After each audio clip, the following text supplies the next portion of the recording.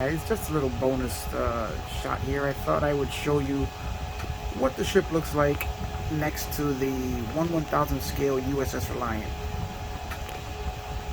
which is one of the great things about these Polar Lights kits. They're releasing all of the ships in the same scale so that you can actually get a good idea of the size of the ships compared to each other. And you can see that the Oberth really is a tiny little ship next to the Reliant, as it was seen in both the TV shows and the movies. Gives you a good idea of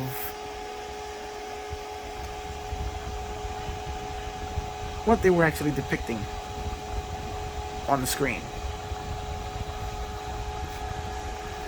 And the Klingon bird of prey, which, if the scale is correct, is quite a bit larger than I really expected it to be.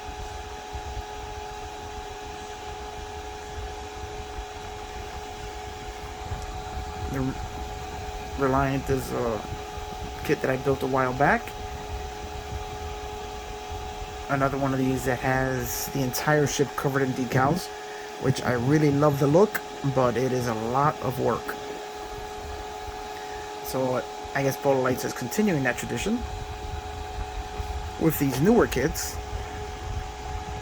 as they add a lot of detail and I think look great.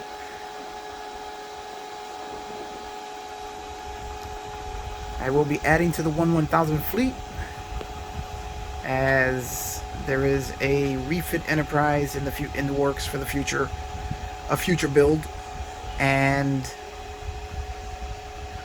a couple other things, which I'm not going to mention right now. I've got a secret build going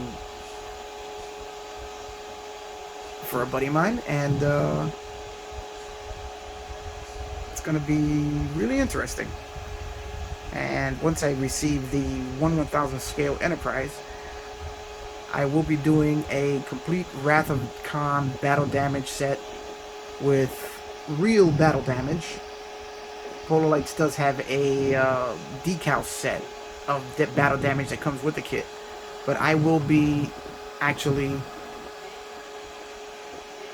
creating real battle damage on the ship. It's going to try and replicate every hit that it took in the movie and the damage that it suffered, including interior damage and all sorts of stuff that you'd see when the ship got hit. So that's going to be a fun build, and that's going to be in the future, near future, hopefully, if the kit comes in. But for now, this is the 1/1000 fleet, and it will be growing. Alright guys, I'll see you on the next one.